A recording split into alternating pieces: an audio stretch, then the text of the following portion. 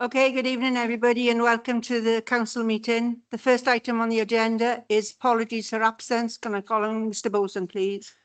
Yes, check councillors Kerry Evans, Louise Gibbard, Hayley Gwilym, Paxton Hood-Williams and Elliot King.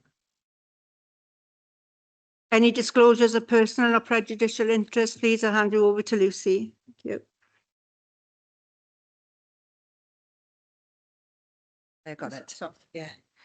Good evening, all. I'd like to try something slightly different this evening, where I mention the agenda item, and immediately after the advice, we then declare interests rather than me giving the advice and then declaring them at the end. So I hope that will be helpful.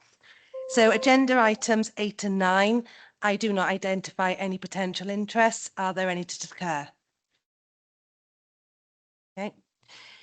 Agenda item 10, you only need to declare a personal and prejudicial interest if you or a family member receives council tax reduction under the discretion elements, which are set out on page 22. So are there any declarations of interest? Okay.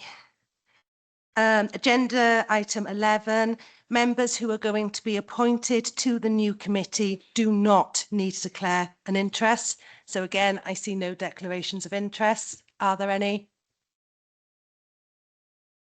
Agenda item 12, again, I see no potential interest. Are there any?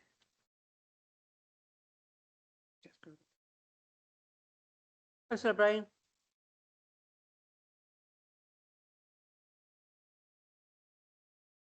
Personal prejudicial interest, and I'll leave the chamber.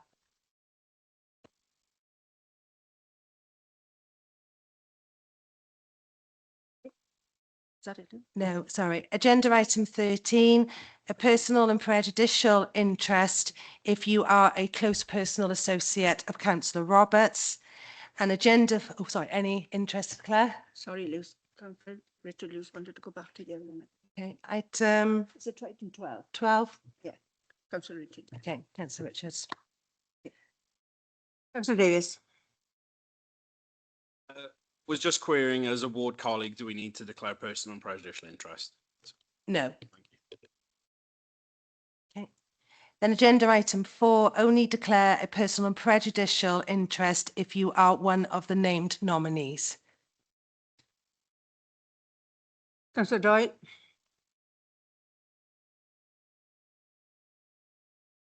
Sorry.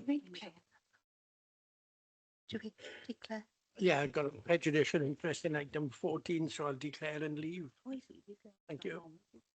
Councillor Susan Jones. I declare an interest in item number 14 because I mentioned. Thank you. Councillor Penny Matthews. Same.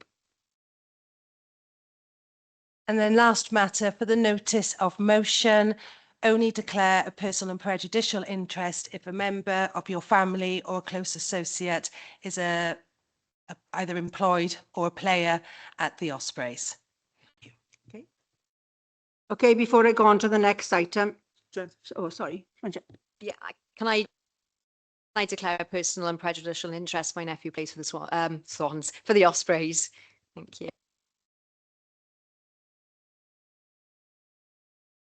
Same.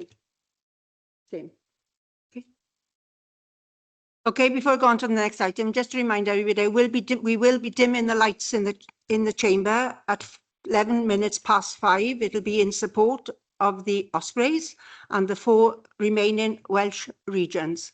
Okay, so just a reminder, the lights will go off and we'll be putting our lights on the phones. Okay. The next item is the minutes, to approve and sign the minutes. So it's on pages 1 through to 8. So I'll go through them page by page. Page 1, page 2, page 3, page 4, page 5, page 6, page 7, and page 8. Okay. You. The next item is the written. Oh, sorry. Councillor Chris Evans. Sorry, I've got a personal interest in item 16, question 8. So I'm based at South Wales Miners Library once a week, so it covers the Stover. Okay, thank you, Councillor Evans. Okay, the written responses to questions were asked at the last ordinary meeting. That's on pages 9 and 11. And then we have my announcements. Just, I've been had a request for a question to come from Sarah Collins Davis on the Ospreys question. I will allow it. It is unusual to do it, but I will allow that question. Okay, but it'll come after the motion. Okay. So the first item, unfortunately, is condolences, and it's with sadness that I refer to the recent death of Jill Jones, the mother of Councillor Matthew Jones. And can I all ask you to stand in as a mark of respect, please?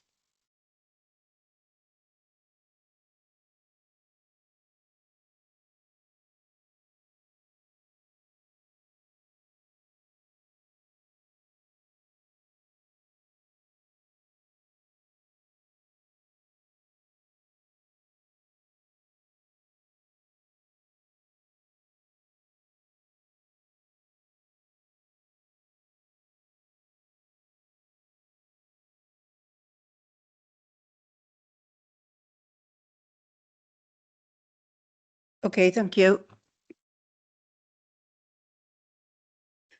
On a nicer note, I'd like to announce I'm delighted to announce that Councillor Kelly Roberts has given birth to her daughter, Billy Elizabeth Roberts, on the 29th of December, 2025. Mother and daughter are doing well, and I'm sure I'd pass on all your best wishes to Kelly and the family. Okay. I don't know whether to go on to the New Year's honours list first before we dim the lights. Have we got enough time? Do you want me to start, or do you want me to? 2 minutes to go, so I'll start the New Year's, okay? The first one is the citizens of Swansea who have received awards on the New Year's honours list. The first one is the Commander of the Order of the British Empire, the CBE, to Jonathan Davis, President of Belinda Cancer Care Trust, for services to people with cancer and to broadcasting for Swansea, West Glamorgan. The next is the Officers of the Order of the British Empire, the OBE, Professor Saeed Ashraf, Consultant Cardiothoracic Surgeon, Morriston Hospital, Swansea. Did I pronounce that right? I don't know whether I did. The Swansea Hospital, for services to cardiac surgery, the provision of training surgeons from abroad, and the academic contribution, Swansea West, Glamorgan. Then it's Nadine Jane Davis, Group Director for Wales and the Marches Department for Works and Pensions for Public Service for Swansea West Glamorgan. And Matthew Daniel Jones, Leader of the National Youth Arts Wales for services to music for Swansea and West Glamorgan. The next is the Member of the Order of the British Empire and MBE, and that's to Andrew Lynn Matthias, Head of Communications for Economy and Infrastructure of Welsh Government for services to the LGBTQ+ community in Wales. And that's for Swansea and West Glamorgan. The next one is this is quite a long one, so have I got time to do it? Yeah. Okay, it's the Chartered Training Institute CTS Hero Awards for 2025. The Hero Awards is a fantastic opportunity to celebrate remarkable individuals or groups of people who have made an outstanding contribution towards consumer protection in our communities or help safeguard business to ensure a level playing field. One of the Hero Awards categories is the Award for Outstanding Trading Standards Project. This recognises fine examples of effective and well-executed initiatives and projects led by or involving trading standards, from collaboration raised between multiple authorities to joint enforcement action on particularly high priority areas, to a trading standards officer who has demonstrated exceptional dedication to consumer protection, leaving a significant impact on the profession. And I'm delighted to congratulate Swansea's Council's Trading Standards team for being highly commended to #1 in the Hero Awards 2025 in the Outstanding Trading Standards Project category. Swansea Council's Trading Standards and Cooperation Grinch and Operation Grinch 2.0, two major national interventions targeting unsafe toys, counterfeit goods and illegal vapes at Charles House in Southall. They They coordinated action with the Metropolitan Police, multiple trading standards teams, the Intellectual Property Office, and a wide range of brand protection partners. The first operation in May saw seizures valued between £6 and £10 million of toys, and the second in July secured around £4 million in toys and vapes. Their work delivered disruption equivalent to thousands of hours of retail level enforcement, saving time and resources for services across the country. I'd like to call on Andrew Williams because I think he'd like to say a word or two. Okay. At the time. So can I call it after the time then, Andrew? Okay. Okay. So lights. If you can get your phones ready, councillors, and put your lights on, please.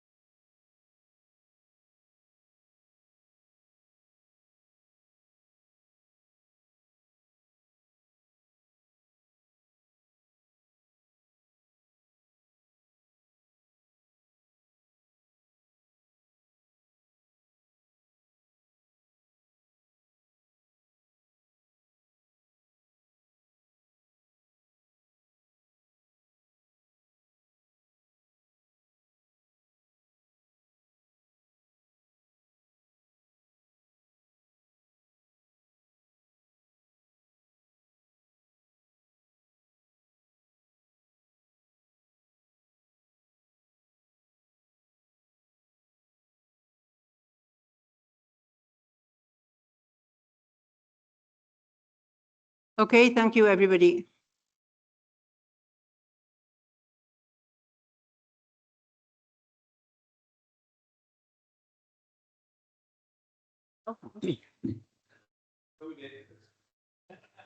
Okay, can I call in Andrew, Councillor Andrew Williams, Okay. please? Thanks, Chair. I'd just like to take this opportunity to thank Rhys and the team for all the great work they've been doing recently, especially around vape shops. In the last few months alone, they've issued 13 closure notices, seized 12 cars, 17 arrests have been made, 3 children have been referred for safeguarding, large quantities of illegal tobacco, cannabis, THC vapes have been seized by the team. They've taken hundreds of thousands of pounds worth of dangerous products off the streets right across the county. So I'd just like to thank them publicly for the fantastic work they're doing. Thank you, Chair. Can we have a show of hands for clap of hands?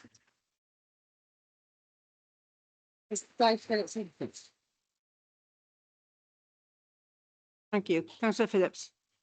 Could I just echo those words, Chairman? It's a particular problem in my ward. And the initial actions by the police were to raid the shops, take the product, and then the properties would open again the following morning on a different lease with a different tenant, and the situation happened. And I applaud the fact now that they've moved forward to getting closure orders on the premises so they stay shut. And it's made a marked improvement in the area. It's been noticed not just by the police, but people who generally have no knowledge or involvement in any of these things. I was at a community meeting in the ward, and at the end of it I was asked, why aren't you doing anything about all these vape shops and all these expensive barbers that never have any customers? And I was able to reply that, well, I know there's stuff going on, and if you just wait a bit, you'll actually see it's happening. And I'd like to pass on, if you could pass it on to the police, that we've had, and we certainly in our meetings with them have commended the police for the actions that they're now taking to deal with what is going to be a menace to actual trade in the city centre and the vibrancy of our shopping areas. Thank you, Councillor Phillips. Okay, the next announcement is I'm delighted to state that Councillor Wendy Lewis has been recognised and personally thanked by the Right Honourable John Healy MP, Secretary for State for Defence, for her vital work serving the Armed Forces community. Councillor Wendy Lewis is an Armed Forces community champion and an advocate of their work. She passionately has represented the views and voices of veterans across Swansea, helping to make a real difference to their lives. And I know Wendy would like to say thank you. Thank you for listening to what Janet just said. I'm passionate about what I do. It's in my role as a councillor, but I spend many hours out of my role as a councillor. I been for a coffee with the veterans just before council, so I am passionate. I'm so pleased. It's framed on my wall already. So thank you. Well done, Councillor.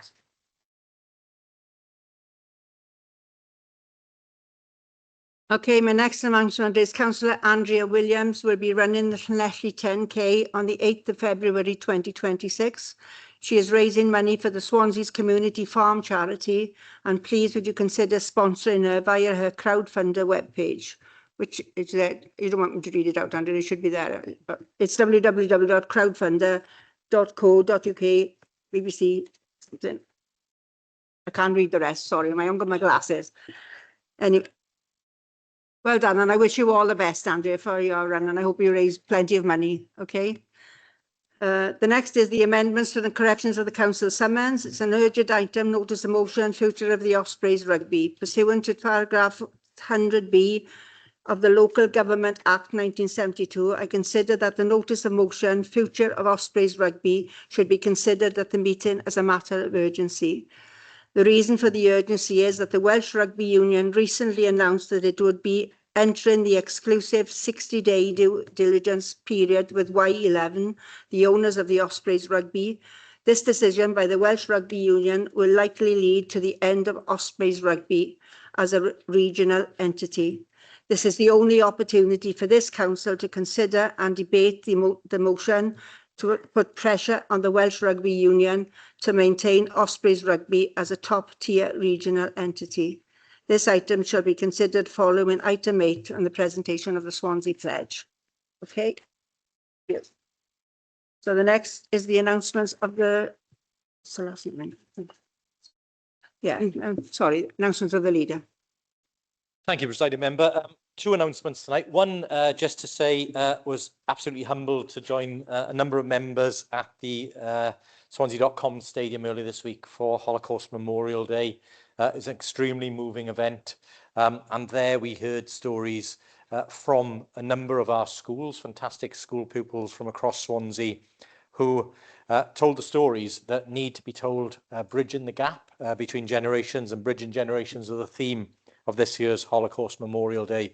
I think anybody in the room, and I know many of us were there, could not but be moved by the stories that we were told. And again, as we talked about at that meeting and at that event, you know, the parallels with what we are sometimes seeing in the world today are very similar to those that were seen in the 1930s.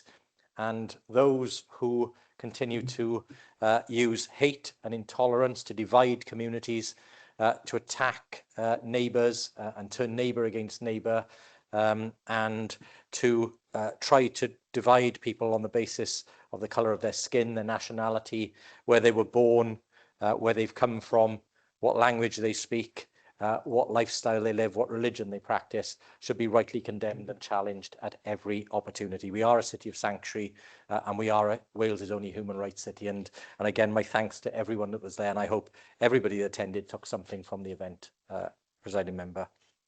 The second one is just to say members will know that we have now launched the formal public consultation on the redevelopment and regeneration of the Civic Centre site, the Swansea waterfront site.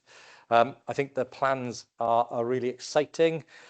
It will see the potential creation of a new aquarium within the building that currently obviously has been a civic office for some years.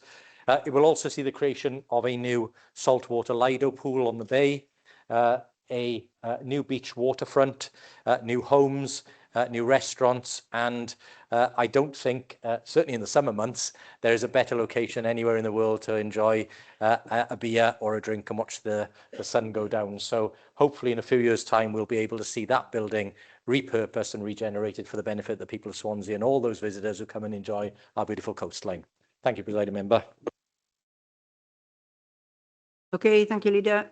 The next item is public questions I will take Sarah's question after the notice of motion, if that's okay, and there aren't any other public questions. So they now go on to item 8, which is the presentation of the Swansea Pledge. So can I call on, sorry, I've got your names here. It's Rodri Jones or David Bowden or Rachel Rimmer. Make the presentation. You've got 10 minutes, okay? Thank you.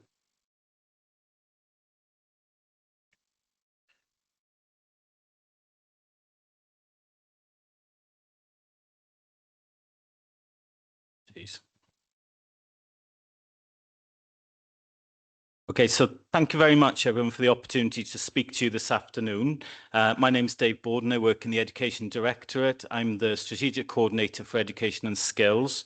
And what we'd like to do today and this afternoon is to share our vision for bringing together schools and businesses so that children and young people not only succeed in Swansea and in this local area, but they thrive in a rapidly changing world.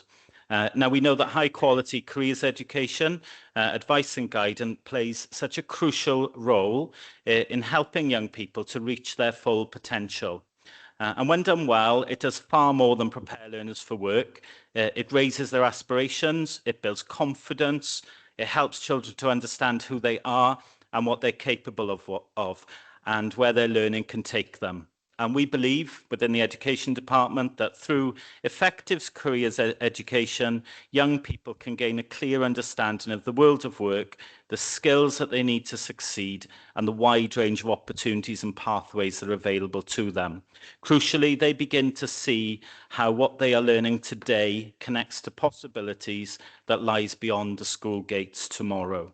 And to that end, then, our vision, which you can see on the presentation there, is to inspire and to empower all Swansea learners from an early age so they can achieve their goals, build the skills and experiences they need, shape their own futures, and progress confidently into education, training, or work, strengthening the local economy in the process. We've been very, very fortunate to work within Curriculum for Wales, a brand new curriculum that began in 2022, which gives autonomy back to schools, and it helps to shape what children and young people are taught. It's purposeful. In fact, the 4 purposes of the curriculum themselves are to create ambitious, capable learners, enterprising, creative contributors, ethically informed citizens, and healthy, confident individuals. And through different areas of learning that schools have put into their curriculum, a key element of that is the cross-cutting theme of careers and work-related experiences. We've taken the initiative and taken hold of that, and we've ensured that with our schools and through those areas of learning, that careers, work-related experiences begins in their school journey when they're 3 and takes them right the way through their career pathway. Our strategy within the local education authority is to look at the 5 elements that you can see on the presentation there, working with young people and businesses. And I wanted to draw your attention really to the first one, collaboration and employer engagement. And it's where the Swansea Pledge that we would like to talk about begins. This is all framed within a website, My Choice Swansea. The website brings together local businesses and schools and presents the opportunities that are available to them. And I would encourage you to have a look at the website there or type into Google My Choice Swansea to see some of the things that are happening across the city.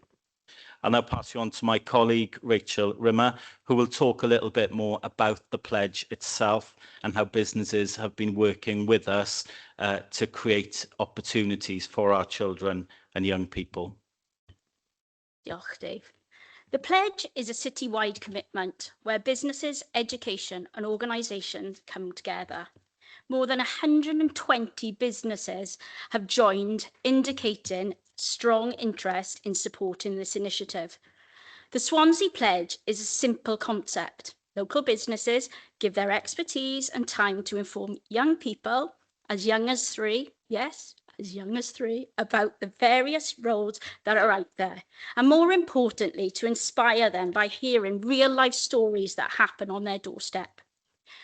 The pledge has been a big part of my life for the past year, and I always find the opportunities to talk about it. And there is one feedback that comes back. The initiative, the initiative is widely regarded as both necessary and valuable. Turning to the impacts to date, there has been excess of 40 interactions between businesses and educations. I'd like to discuss one of them, where we brought teachers to a professional learning session whereby we walked through the city centre so that they could see the regeneration for themselves and the progress of what is going on in Swansea. We went to the arena, Morgan's, Estova, before it is the Estova that we know now, as a building site with hard hats and steel toe-cap boots, and the tram shed. Personally, having spent 18 years in the classroom and being unaware of the wonderful opportunities that Swansea has to offer, I recognised the importance of ensuring teachers were aware of what was on offer. I'm delighted to share I've received thank you emails from businesses, all of whom have had meaningful engagements with learners since the professional learning opportunity. Teachers are powerful. One opportunity or one comment really can shape the future of their learners. Therefore, it is important that we keep teachers up to date and their fingers on the pulse. The interaction with businesses do not have to be grand events. It could be a simple dialogue, some resources for a role play area. Any support, no matter how big or small, is valuable. In the future, we hope to deepen the impact by enhancing what is going on already. We must celebrate these things because things have been happening. Let's take the Enterprise Project, for example, which has been successfully going for 15 years. I'm pleased to say this year we have secondary schools involved in the project, and also reaching out to the people on the pledge, we have businesses too, to be able to guide and mentor schools through the project. The end result is important, but the process is where the learning happens. So we are excited to have the businesses involved and guiding them. We want to expand the opportunities to continue adding to our partners in learning. This will hopefully go hand in hand with the office space that is being taken up in the regeneration of Swansea.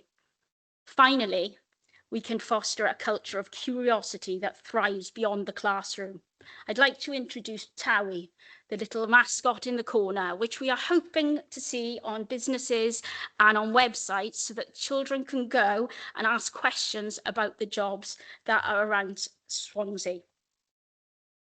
The pledge is aimed to support all learners, regardless of background or academic success. The partners in learning will inspire and share that every role within industry is valuable.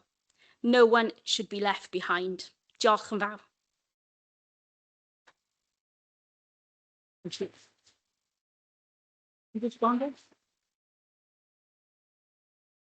Councillor Robert Smith, do you want to respond? Thank you. Yes, thank you, Presiding Member. And can I obviously welcome the pledge and what it entails, and also thank Dave and Rachel and all the other officers for the commitment that's made this possible, and also the range of partners that have come on board already, and I'm sure there's more will join as this develops. It's a very exciting initiative here in Swansea. The research evidence shows the importance of meaningful careers education, meaningful engagement with the world of work, and I think that's something that this is going to help us to achieve. It's an ongoing process, of course, but I think it's an important milestone in the progress of what we're trying to do here in Swansea, and the enthusiasm and commitment that was evident at the launch event, I think testifies that we are well on the way, and that this initiative will contribute to not just improving educational standards in Swansea, but will have a wider impact on the economy, enabling our children and young people to aspire to excellent futures and prosperous futures here within the city and county of Swansea. And I think that's an important milestone for all of us. So thank you both for coming, and I'm sure everyone will appreciate the presentation this evening. Okay, Councillor Anthony. Yeah, can I just say, just to sort the leader and myself, we were with Councillor Smith when this was launched in Estorva, and we go to many events and we listen to many projects and things like that. But with my employability hat on, I was there for, this has really sparked an interest in me. And sometimes you go through a while where something doesn't really sort of, it's not new, it's not, but this, my grandchildren are sick of hearing me talk about this, I can assure you, do you know what I mean?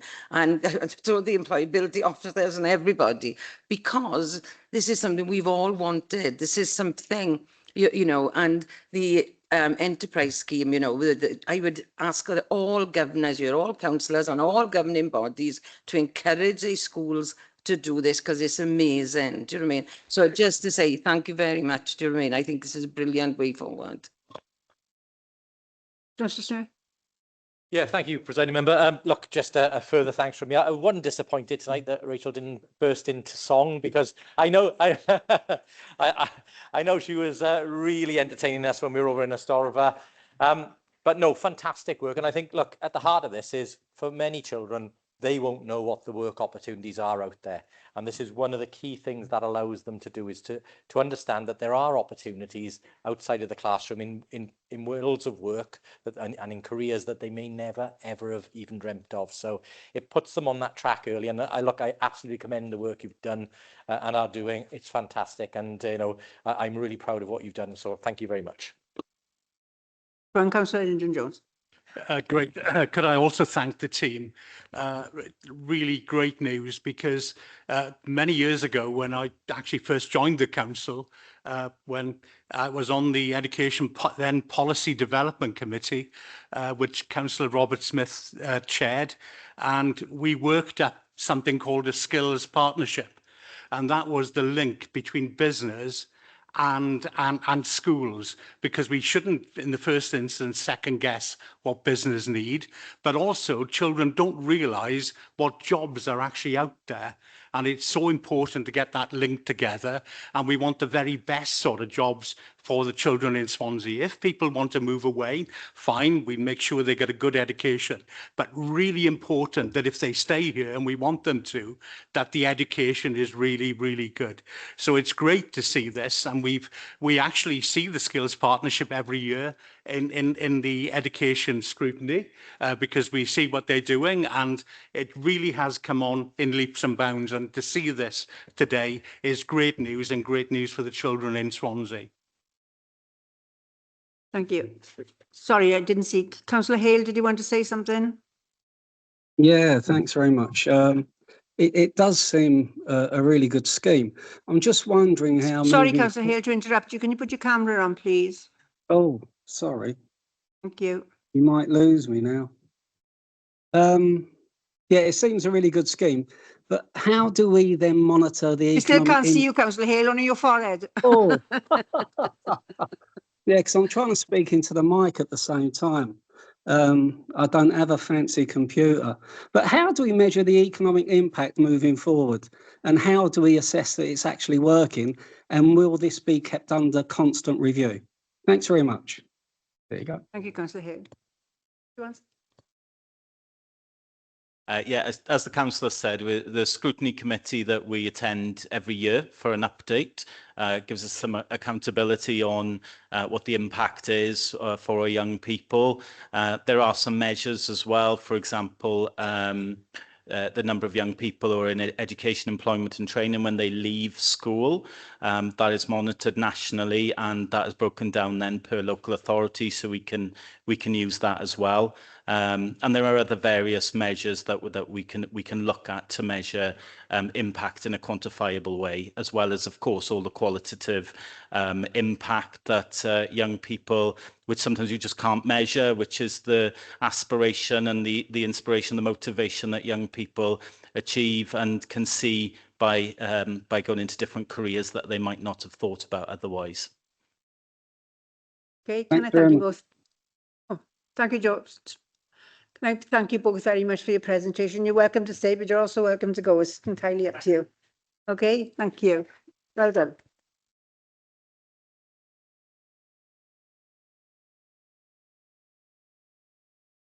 Okay, I've had advice that I need to take the question from Sarah Collins Davis first before the notice of motion. So Sarah, if you'd like to come forward, please.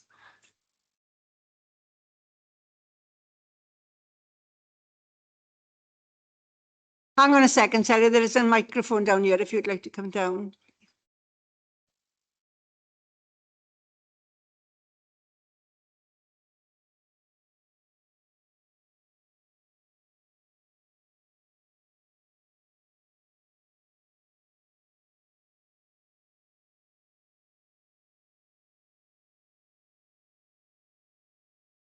Thank you. I'm the chair of the Ospreys Supporters Club, and I'm here as a representative of supporters of Ospreys Rugby. It's been well documented that the WRU have said that the reason they're cutting the teams from 4 to 3 is because of lack of funding. We feel that as supporters, stakeholders, and the wider general public should be made aware of the reasons why they're unable to fund 4 clubs. Is it possible to use this forum and to ask yourselves as our local authority to call for full transparency over the WRU accounts and funding models, please? Loyal rugby supporters across the country deserve clarity before a monumental decision and possibly a massive mistake is made. Thank you. Leader, Yeah, thank you very much for that question. And the answer, the straight and simple answer is yes. We will certainly do that. As I'll say, as we come to talk on the motion, I think there are a number of key questions that need to be posed to the WRU, including the resources they have and how they plan to spend them. And the key question within that is why, if they have the resources, which we believe they do, are they not investing them in the 4 regions to keep the 4 regions alive?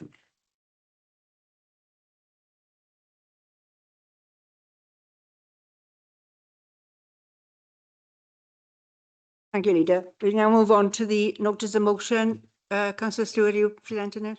Yeah, thank you, Presiding Member. We are here today to fight for the survival of regional rugby in Swansea. The statement by the WRU that they had entered into a 60-day exclusivity period with Y11, the owners of the Ospreys, came as a significant shock to this council, to the supporters of the Ospreys, to the players and the Ospreys staff, and the general public of Swansea too. It was not a statement that we expected or that we could ignore. We had been in negotiations with the Ospreys in good faith for many months. If we had ignored it, we would have potentially been facilitating one of the greatest and most malicious deliberate acts of cultural vandalism ever seen in Wales. We stated in our response that we would explore all options, including legal options to protect the future of regional rugby in Swansea. And in doing so, we would oppose the WRPU plans to reduce the number of regions from 4 to 3. Following our statement, we were contacted by the chief executives of the WRU and the Ospreys to request a meeting. At that meeting, information was shared with us, some of which, and we have to respect confidentiality over at this time, but some of which we have already placed in the public domain. As we reported at that meeting, it was extremely tense, with a very frank exchange of views taking place between parties on a number of topics relating to the future of the Ospreys and St Helens. We discussed in detail the rationale for the WRU decisions and the processes it claimed to be following. We were unsatisfied with the answers. Following that meeting, you will know that a leaked email from the Chief Executive of the Ospreys, Lance Bradley, cast doubt on the accuracy of what we had said as an authority. To be clear, in attendance at that meeting with myself were the Chief Executive, the Chief Legal Officer, the Chief Finance Officer, the Director of Place, and the Head of Communications. We did not misunderstand what was said. However, given the accuracy of what we have publicly said has now been questioned, I can confirm that we have written to both Y11 and the WRU to advise them as of 4 p.m. this coming Wednesday, the 4th of February, we intend to place the full details of that meeting, minus anything that is required to remain confidential, in the public domain. Our intention, of course, will be to place as much as we can, or as we are able. That same evening, we have agreed to a request from local clubs to host a meeting here at the Guildhall, where we can hear firsthand the concerns around the plans of the WRU from the clubs themselves. I'm hugely grateful to everyone who has joined this campaign. The Ospreys legends who've had the courage to speak up in recent days around the ill-thought plans of the WU. I'm also grateful to people like Michael Sheen, who has lent his support to the campaign. We know that Swansea needs the Ospreys, but crucially, Wales needs to understand that Wales needs the Ospreys as well. It needs and deserves 4 regions.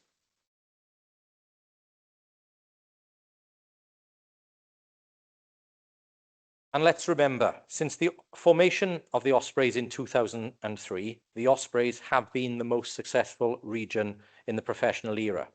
The Ospreys have won the Celtic League or the URC title 4 times, more than any other Welsh rugby side. They have produced some of the greatest legends of the modern era: Shane Williams, James Hook, Dan Biggar, Jack Morgan, Justin Tuprick, and the record-breaking Alan Wynne-Jones. These players have been the bedrock of the success of Welsh rugby in recent years, with over 70% of the senior squad coming from our region, once again helping Wales to win the 6 Nation Championships and Grand Slams.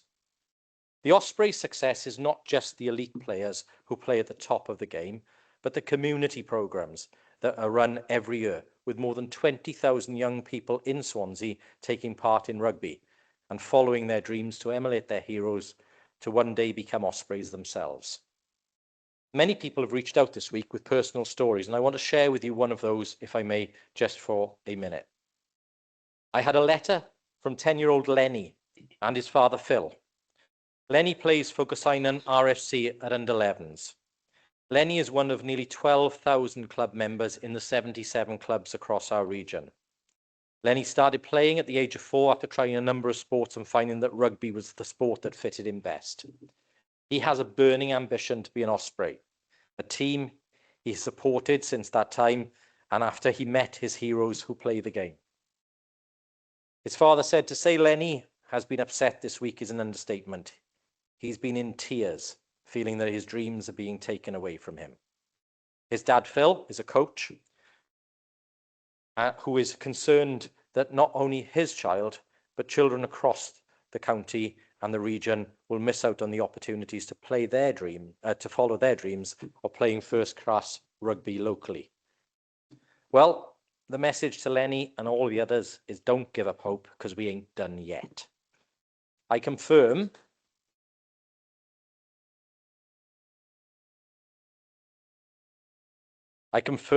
that we have sought legal advice and there are avenues available to this council to pursue the WRU and Y11. You will appreciate that I cannot go into the detail of that this evening, but I do want you to be clear on our intent. So tonight, as part of this motion, we are asking the WRU to immediately stop any negotiations with Y11 and return to discuss alternative plans with the region. Having looked, as the questioner has, at the finances and the proposal of the WRU, it is clear there is another plan that could be followed. There is a different solution. All they need to do is look for it. The WRU receive over £20 million a year more than the Irish Football Rugby Union in income. Yet the Irish Rugby Football Union are able to run 4 regions.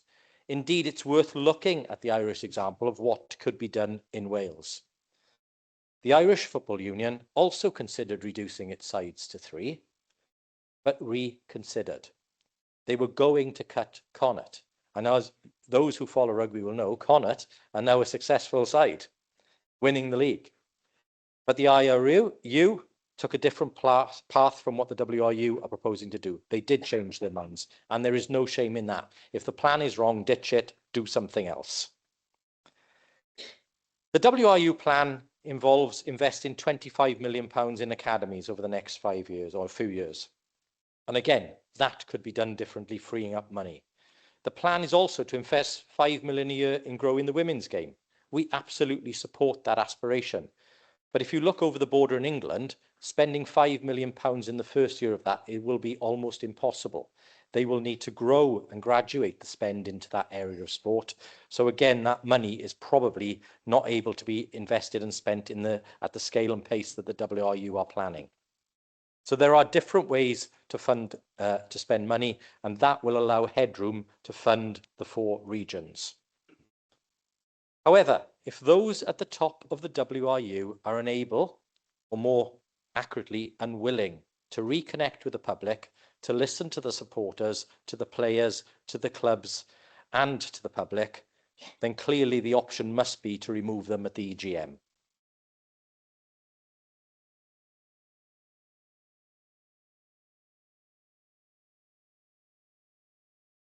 Wales is a proud rugby nation. We punch well above our weight. We have the talent and can organise the finances to support 4 regions, to create successful pathways and academies that give our young people the chance to become outstanding sports people. The statements the WRU have made that say they can't have never been evidenced. They have never provided the detail to show that their argument is sound. We do not believe it is. So tonight, colleagues, I urge you all to support this motion, to show that we are united in our support for the Ospreys and for the supporters and the people, the children, the players who play in this great city. To quote Swansea's famous son, we will not go gently into that dark night. I so move. Thank you, Chair.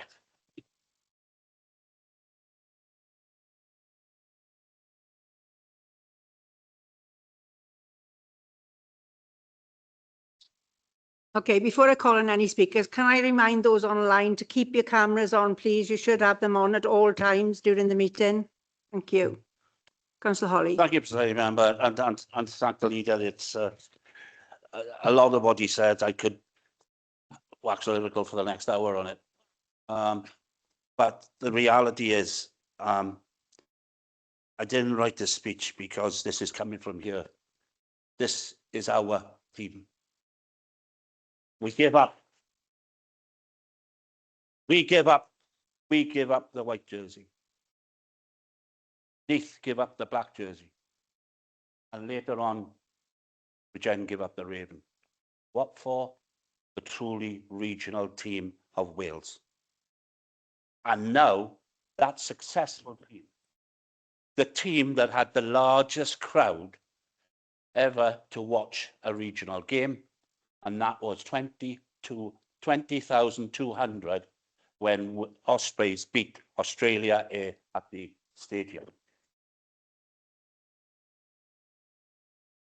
The nonsense, and it is nonsense, being put out by the WRU about finance, and the leader has explained about Connaught and about the Irish Rugby Union, and the way in which the players reacted and the public reacted in Ireland. They weren't going to accept the fact that something was going to be done without proper consultation, without openness, without honesty, and that's what's happened with us. We aren't just talking about Swansea. That's what the one thing I need people to understand. We're not just talking about our city. This region encompasses Neath, Port Talbot, parts of Bridgend, up the Neath Valley, up the Swansea Valley. Nearly 500,000 people going to be disenfranchised from professional rugby because someone's making a decision in some boardroom in another part of the UK, or Wales even. And I do genuinely feel that we are in the vanguard of that fight to stop this ludicrous thing happening and robbing us of first-class sport. Many years ago, when that stadium opened, I was severely criticised for saying I didn't want to rent off these teams. Because you've got to remember where Swansea City were at that time. The Ospreys were starting. I didn't want to rent. That stadium was built for Swansea City Football Club and the Ospreys.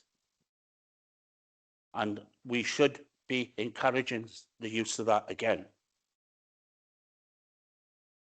One thing I will always remember, and I want all of you to remember this, is the day that Wales played England and England had O2 on their shirt.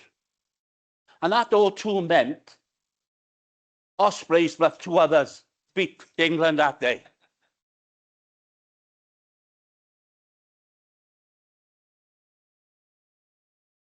We are a very proud, and as the leader said, a proud nation that punch above our weight in the sporting fraternity, even in football and in rugby. We need that to continue. And we need that 500,000 people that are in this our region to make sure that they can participate in first-class professional rugby. I fully support this notice of motion, and I hope everybody else does. Thank you.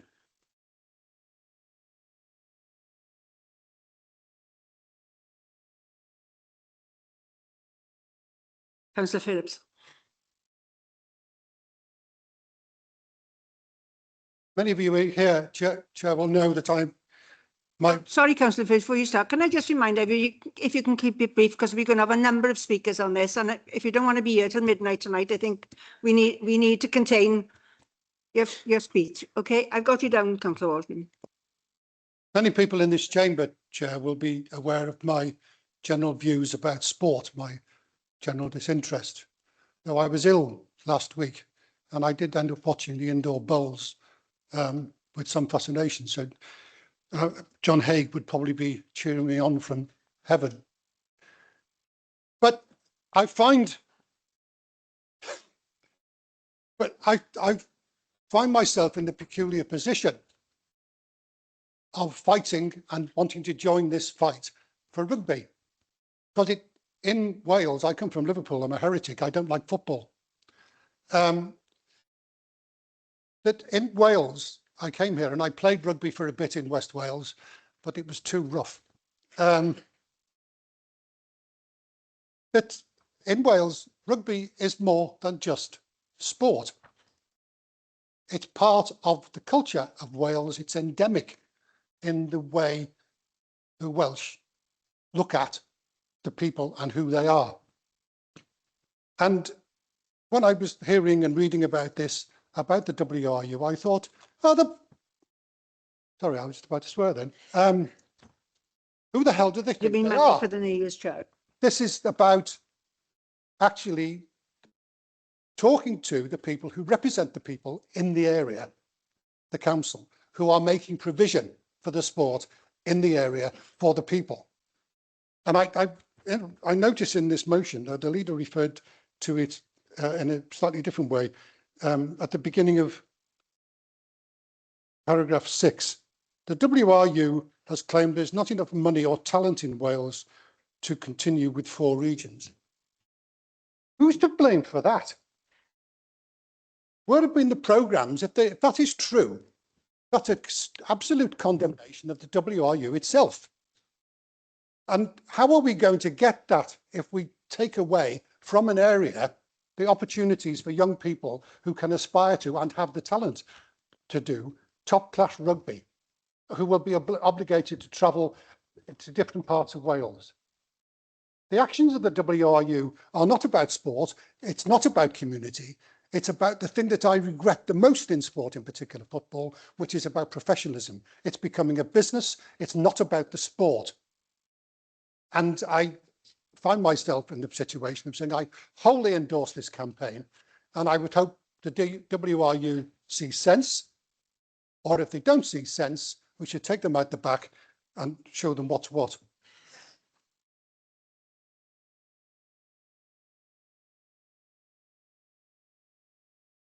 Councillor Lyndon Johnson.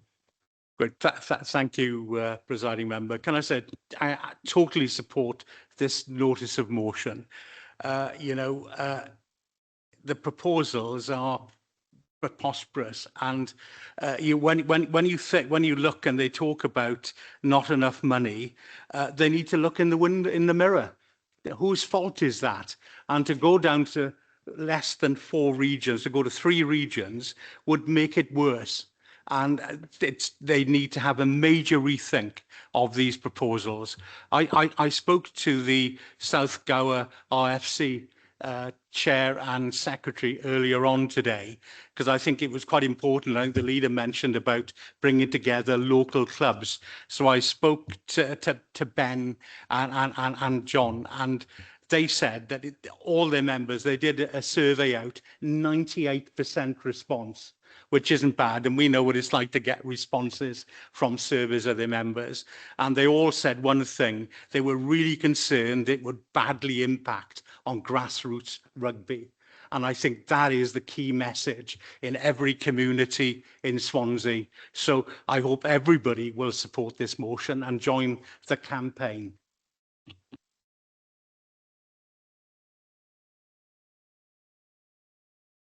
Thank you, Councillor Jones. Councillor Stewart-Rice. Can I just remind you all to be brief? That's all. Thank you. Both Councillor May and I fully support the motion as the members for the St Helens area. I think this motion does the right thing by calling out the omni-shambles, which is the WRU. And we need to try and push them into thinking, as mentioned in the motion, to look at a Connaught model, something that's been successful in Ireland, which has less finances from what I understand from this motion and from what I've heard. And it can be very successful. The Ospreys have been the most successful team of their kind, and they should be supported and carried forward.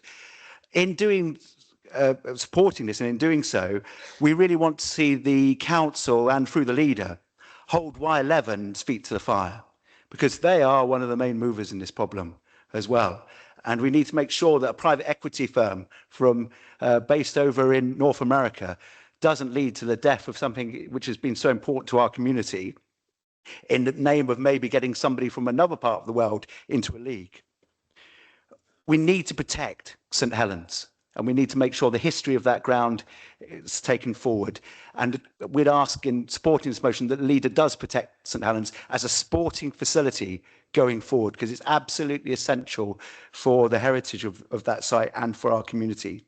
And in that, we'd want to have as much transparency as we're asking from the WRU in its dealings here in the chamber. Importantly, as one of the other speakers has mentioned, the Ospreys does a lot of work in the community. The charity in the community that the Ospreys is has made a big difference in lots of walks of life, from confidence and helping people with various different things that they do in schools and work alongside young people, to their work that they do for grassroots rugby. We need to support this motion, and I know that the city is behind this motion. Let's just hopefully get it across the line and make sure that we can score the try of getting Ospreys to survive. Thank you.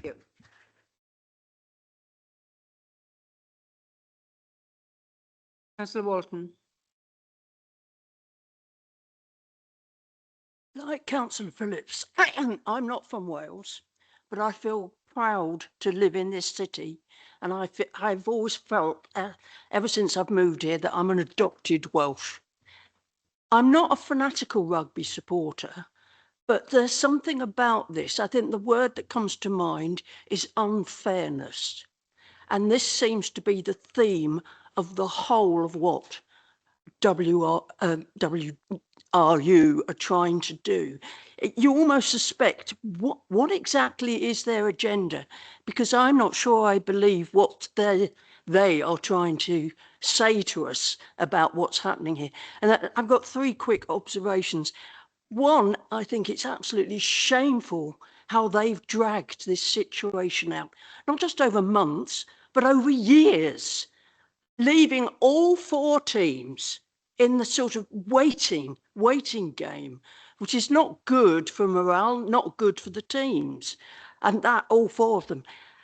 The next point I would like to make, I don't quite understand, surely isn't it a conflict of interest for somebody to own 2 rival clubs? That seems to me totally bizarre. And the last thing that really concerns me, if they get away with reducing it to 3, who says in a couple of years they won't reduce it to 2?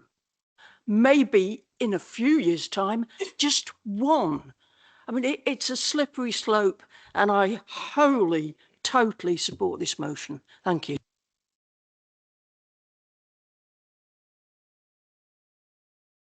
Councillor Andrew Williams.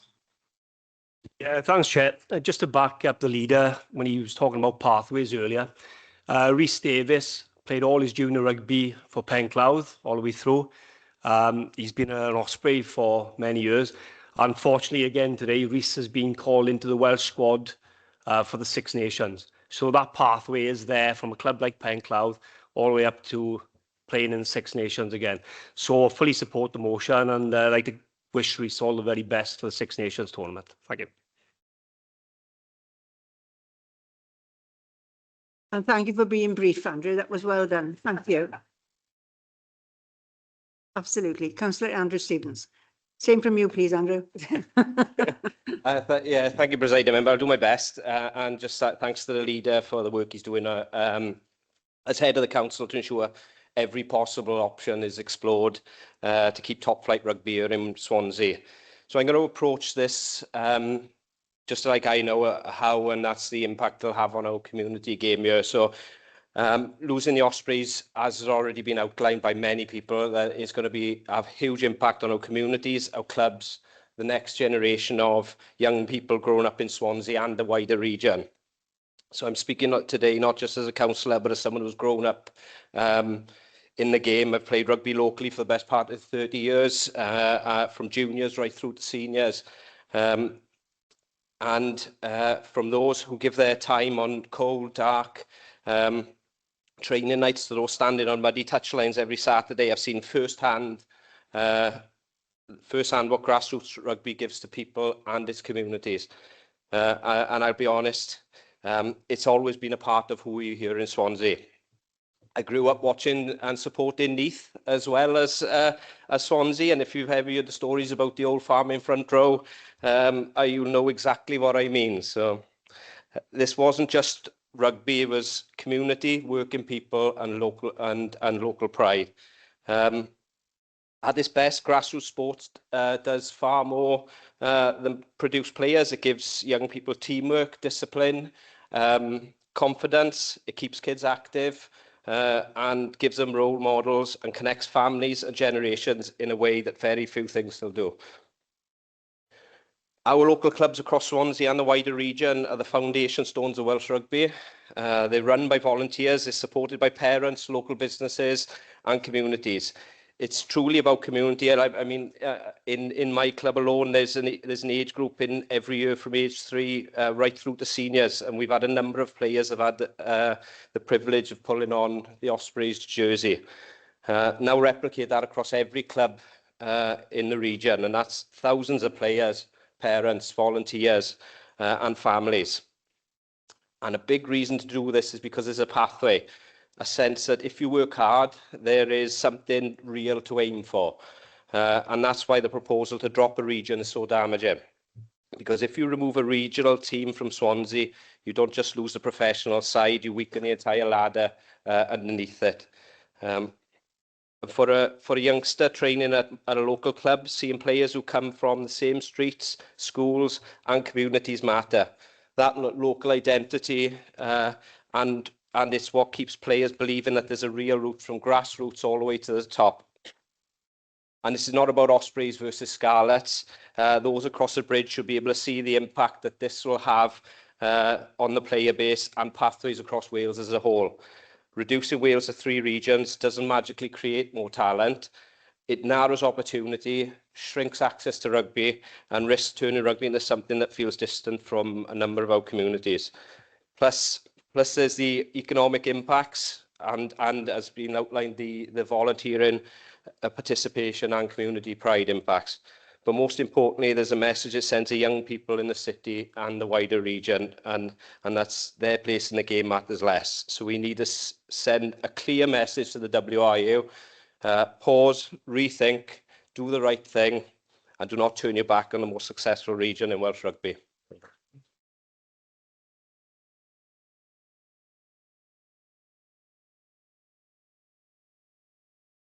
Councillor Holland, please. Thanks, Councillor. Ours is a little bit more emotional. A long time ago, when my daughter was in hospital when she was small, we had the Ospreys come and visit Morriston Children's Ward. And I'll be honest, I think my husband's face lit up more than my daughter's.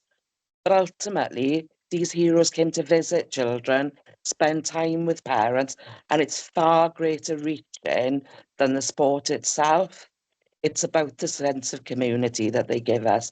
I love walking through Swansea and my jaw will drop when I see somebody and you never know whether to say hello or not. And all our rugby players are so friendly. And our children deserve to grow up with our local legends and heroes that walk amongst us, setting great examples. So I just wanted to give that because I know Billy wrote in the letter to say about their experience. And I think it's really important we consider that too. Thank you, Councillor Holland. Councillor Di Jenkins. Thank you, Presiding Member. I'm here this evening to wholeheartedly support the motion. And I think we're in a fight, and that fight's not just to save the Ospreys, but that's all the other feeding clubs as well that provide all the help for the youngsters that are coming through. And what I'm concerned with is that when we win this fight, and I'm confident we will, there's a certain thing called trust, right? And a lot of that's been lost in the meetings that Rob's had with WARU and Y11.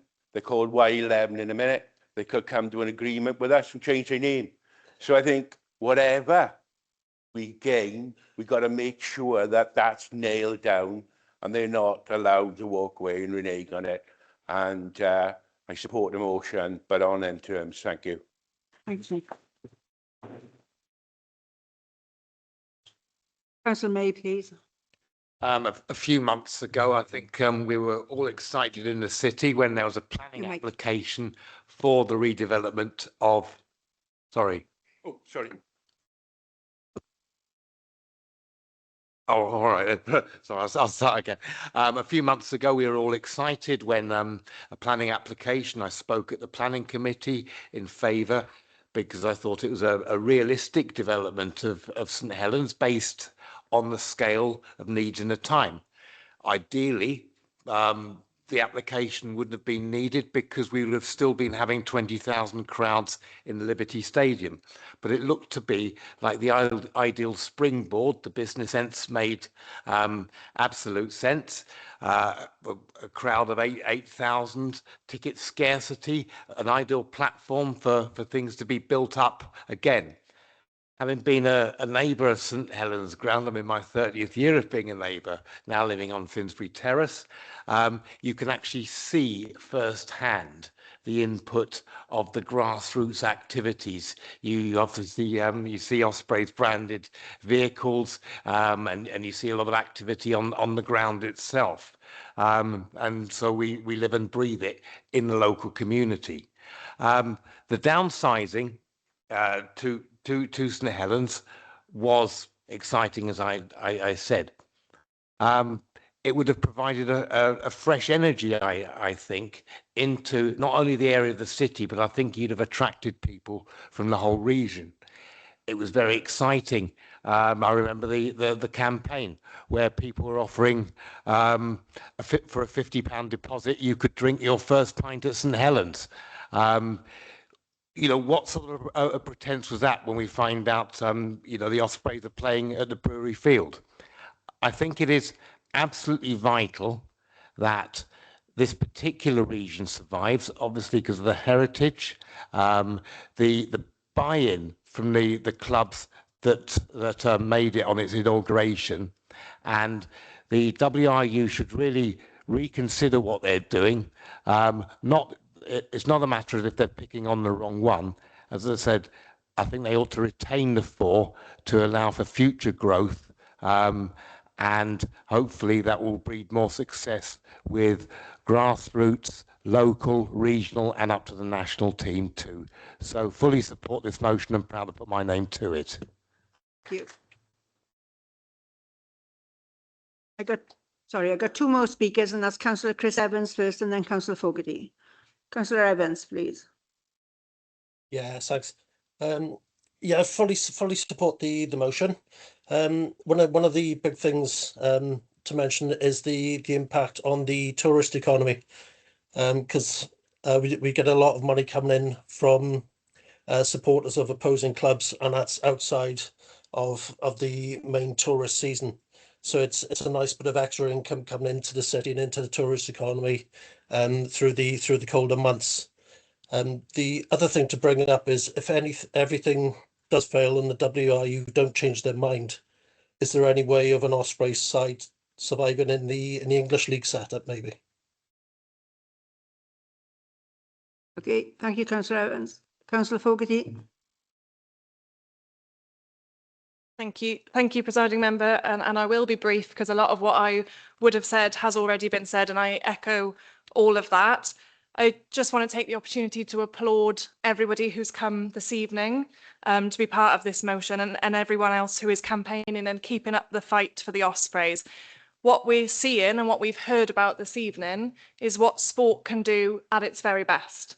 Unify people, build community, build aspiration and hope, be part of the very fabric of our places and our lives. And in contrast to that, what we've seen from the WRU is what happens when sport is reduced to the mere pursuit of money. It does not serve rugby, it does not serve our communities or this region. It shouldn't be allowed to happen. I fully support the motion.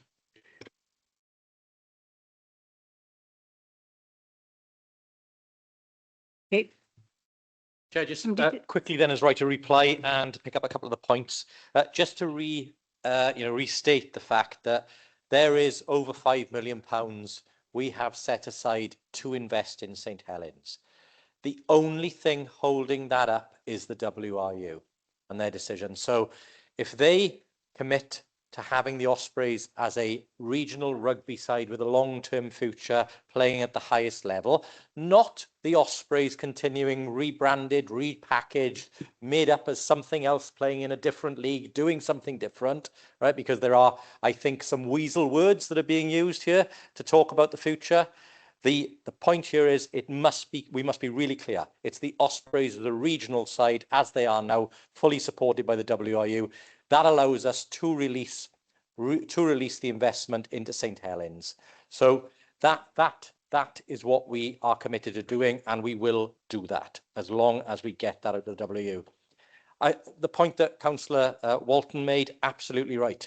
I think if there are people in the Scarlets region or the Dragons or in the Cardiff Capital region that think that if this decision goes through, then no further changes are coming, I think they will be sadly disappointed, right? If the Ospreys go, then there is no guarantee that 3 will stay, in our opinion, because there are clearly potential for other structures to come along, other changes to follow. And I would urge everybody in those regions to join us in this fight to keep Welsh rugby strong, so that we do not see a future, because there are people within the WRU, I am sure, who think a very small professional structure is all that Wales can manage. We know as Welsh people we're better than that. We can do more than that. And I think that we have to prove that to them, and we will fight for that if it comes to it, and we are committed to doing that. I also just wanted to say I have a meeting, I forgot to mention this, apologies, Chair. I have a meeting tomorrow morning with Welsh Government ministers, because again, I want to understand where Welsh Government can help on this, what opportunities there are.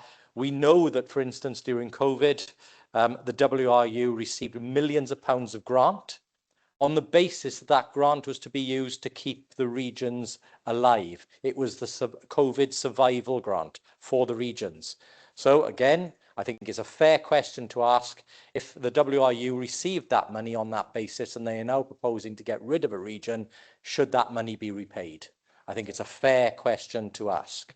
Also, I know that the WRU are in receipt of assistance from the Welsh Government for things like a new gym and have awards. I would question if they are not prepared to support and be a national body in the true sense of the word, should they continue to receive that sort of support from the Welsh Government. So again, I will be raising those points tomorrow morning with the Cabinet Secretaries. And then finally, Chair, can I just also repeat the point, just deal with the English League. I think, yes, there is a potential, I think, that some people would like in terms of playing in English League. Our understanding is that were any Welsh region to want to do that, they would need both the agreement of the English or the support of the English Football Union and the Welsh Rugby Union to do so. And obviously there would need to be agreement from the clubs for the league that they would be entering. But again, I think there are risks in that as well, because again, I don't think any of the English clubs will be signing up to let 4 sides into the English League. They may let less than that, which again may evidence where some of the future thinking might be. So again, I think there are real risks around this, and we've got to be alert to those, and we've got to really fight for that. So just finally from me, Chair, just to say thank you so much to all of you that have turned out tonight. It really does mean a lot to us. We are going to do our very best to fight for the Ospreys, to keep the dream alive for our communities, and to make sure that we are part of the Welsh regional setup for years to come. So thank you very much.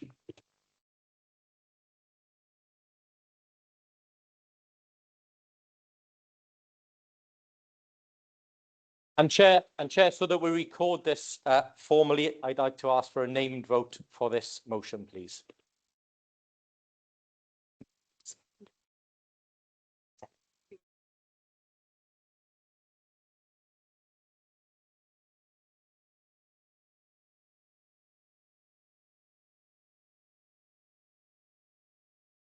Can I ask, vote, can you raise your sheet, please, and show of this support of the Ospreys? Okay, thank you. When your name is called out.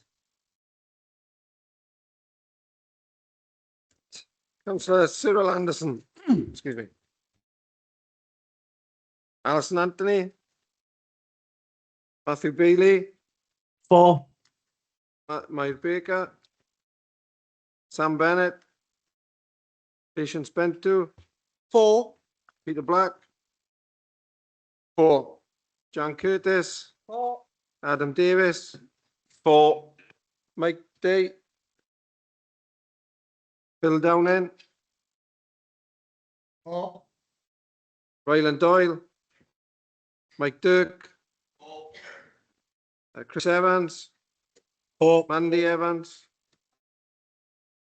Tony Fitzgerald. Rebecca Fogarty. 4. Nicola Furlong is gone.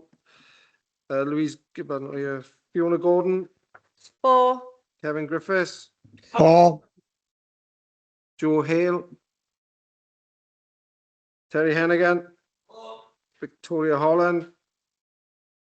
4. Chris Holly. 4. Bev Hopkins. 4. David Hopkins. 4. Linda James. Yvonne Jardine. 4. Alan Jeffrey. Was you? Okay. Di Jenkins. 4. Jeff Jones. Lyndon Jones. Mary Jones. Matthew Jones. Susan Jones. Sandra Joy. Sarah Keaton. 4. Erica Kirshner. Hannah Lawson. 4. Wendy Lewis. Paul Lloyd. 4. Michael Locke. 4.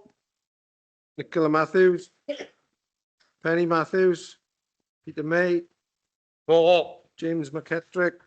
4. Angela O'Connor. David Phillips. Cheryl Philpott. Jess Pritchard. 4. Sam Pritchard. 4. Stuart Rice. Bridget Lowlands is gone. Robert Smith. Andrew Stevens. 4. Rob Stewart. Graham Thomas. For. Will Thomas. Save the Ospreys. For. Mark Tribe. Gordon Walker. Leslie Walton. For. Mike White. For. Andrea Williams. And Andrew Williams. That's unanimous, Chair.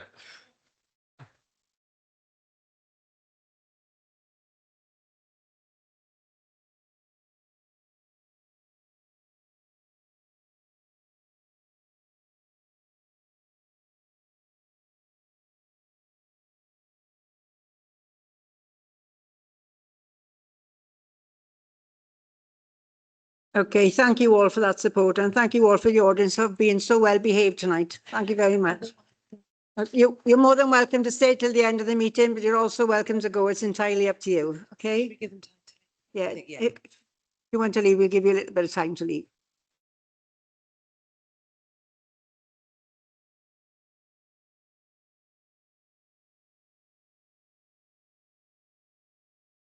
Sorry, I can't hear you. Oh, yes, sorry, yes. They gone home, they?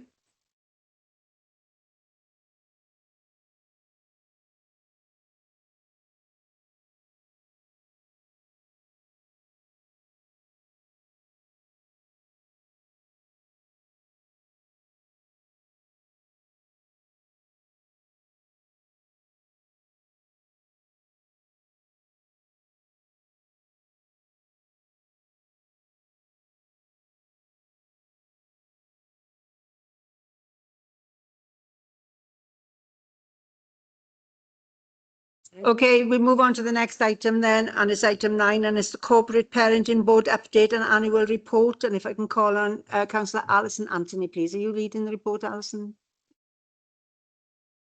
I'm moving the report, so you said, but no, Dave House, it wasn't Dave House on? It's be Louise Gibbard. Sorry, it's meant to be Louise, but Louise Yeah, isn't here, so I'm not sure who's doing it. I'd like to thank all the officers for the work that's gone into this, and for most of us here, you know, and Louise would say this if she was here, you know, we've been involved now for about 9 years, most of us nearly, and the report will show that when I first went on to corporate parenting, there was aspirations. We really wanted to co-produce. We really wanted to work with most vulnerable children that, you know, in our region, you know, and it's the most important role I think we have as corporate parents, you know, to look out for children that have been in the care system, that are in the care system. But over those years, it has really developed. There's been so much work put in from the officers, from the councillors as well. And the report will show, you know, at corporate parenting now, young people attend. You know, they really, it's being guided and directed by them. It really is excellent. And, you know, and there wasn't a dry eye in the house just before Christmas when one of our teachers in Swansea, who had been through the care system, came himself and said some really awful times that he'd had in foster care and things like that, you know. And it, like I said, it was very emotional, but that is reality, isn't it? That it's a hard life out there, and everybody is trying to improve that for children and trying to make it better. So I just want to thank everyone for the work that's gone in. I know you see it in different forms, so before scrutiny and different things, but this is an excellent piece of work. Councillor Stewart, do you want to second it, or? Formally second, Chair. Okay. Do we need a vote on this to accept the report, please? Can I have a show of information? Oh, it's for information. Oh, sorry, it says on your thing. Okay, sorry, my fault. It says on your vote required, so blame Mr. Evans. Okay, the next item is the adoption of the council tax reduction scheme. So can I call on Mr. Ben Smith, please? Thank you, presiding member. Councillors, you have my report in front of you. Reminder of why you have the report: as a result of the way that the regulations are laid in Wales, they have to be done annually. They were done in the Senedd last week. So as usual, it behoves me to run as fast as my little legs will carry me to get this item in front of you today. Unfortunately, my legs are much shorter than my namesake, the former All Black Full Black. So I am in front of you today. My clear advice is straightforward. If it ain't broke, don't change it. So stick with the same as what you've currently got, which is to adopt the local scheme again, which follows the national scheme and considers the 3 discretions in front of you. In line with previous consultation, 2 of them are very finely balanced, so we apply the minimum discretion. The one that has a large public support when we have consulted is the one which is we fully disregard all war widows and war pension income to ensure that we maximise the council tax reduction available to that subcategory of residents. There is a cost to the scheme as set out in the report. It is material, but if you're otherwise content to take my advice, and I'll defer to the leader and others to move and second, is that yes, it will cost us at least £27 million. We get partly recompense from Welsh Government in a fixed allocation. So it currently costs us £7 million. It will cost us more going forward into the new year because our share of the national fixed pot is going down. But the report in front of you is otherwise self-explanatory and does provide for substantial relief, and in many cases 100% relief to the lowest income earners in Swansea. So my advice is stick with it, adopt it as set out, but I will defer to the leader to move and second, but I am happy to take questions if there are any, presiding member. Thank you. Thank you, Mr. Smith. Is there any questions? Or can I have a seconder first? Sorry. Yeah, sorry, Chair. Formally move and thank Mr. Smith for the work in the report. Okay, if there are no questions, can I have a show? Oh, sorry, I need Happy to second. I'll get it right in a minute. Okay, thank you. I'll have a show of hands in support of the report, please. Any against? Any abstentions? Okay, that's carried. Thank you very much, Mr. Smith. Thank you. The next item is the amendment. No, yes, I am. The amendments to the Swansea Bay City Deal Joint Committee arrangements and the delegation of functions to the South West Wales Corporate Joint Committee. And can I call on Councillor Stewart, please? Yeah, thank you, Presiding Member. The report is essentially a tidying up report which brings together the structures that we have in terms of the Swansea Bay City Deal and the Swansea Bay Corporate Joint Committee. Members will know that we have had a city deal structure for some time with the scrutiny and other functions that are around it. Likewise, we've now got the Corporate Joint Committee, which is taking on new functions. There is overlap, especially in the economic stream between the city deal and the broader economic work of the region. So it's sensible that we bring those structures together and the recommendations in the report achieve that, Chair. So nothing further to add other than that, and I will formally move the report. A seconder, please. Yeah, with the rationale laid out by the leader, very happy to second. Thank you very much, Presiding Member. Whilst I don't disagree with the fact that you don't want overlap on it, especially in regional bodies like this, the one thing I would suggest is that in future we look at having substitutes for the members in it because of what it is. I think it is very important that we look at that. The other thing is, I think that obviously, I don't know how often the Joint Committee was meeting in the past, but I think in the future we need to look at the timings and how the scrutiny function will work in collaboration with it. But I think the first instance I would ask if we can seriously look at having substitutes for the members on it. Yeah, depending on which committee for scrutiny, I think that's absolutely the case, because I think we've already had a report come to the corporate joint committee around substitutes for the scrutiny committees due to the fact that they haven't been quorate or haven't been able to proceed. It's something we did in the Swansea Bay City Deal and other committees some years ago. So again, it's sensible to have somebody who can step in if the individual named is not available to be there. So yes, very happy to take that on board. I think that is already in progress. So other than that, Councillor Holly, I think, yeah, welcome your support on this one. Okay, if there aren't any more questions, I'll move to the vote, please. There are a number of recommendations there. I'll take them all together. So can I have a show of hands in support, please? Any against? Any abstentions? Okay, that's carried. Thank you.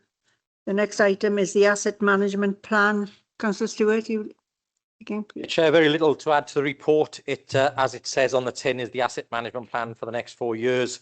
As you'll know, we've got a significant estate, and again, the report details the arrangements around the maintenance and assets within the estate.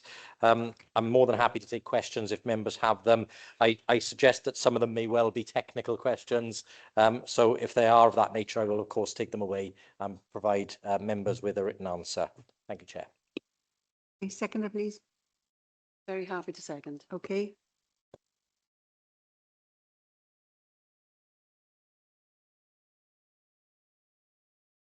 Being hidden by Councillor Hawley. He's hogging the thing. Page 80. I can find it. Has the condition survey on Clydach Depot been completed? Because it says the end of January 26. And the Appendix C, it's page 86, and it's 1.1. I can find it just a minute.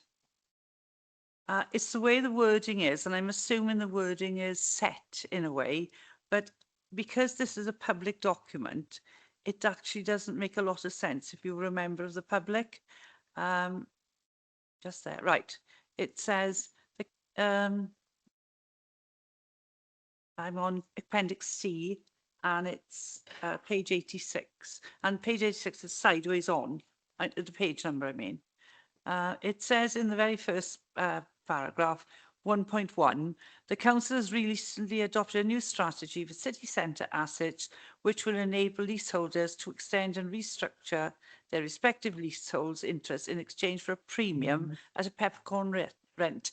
Now, we're assuming that they're paying a premium up front and then they will get the peppercorn rent. But it's not written very well if you're a member of the public. We know what it is, but remember, sometimes they're written as officers speak and councillors speak. But can we look at the document and make it friendly? That's all I'm asking. Thank you.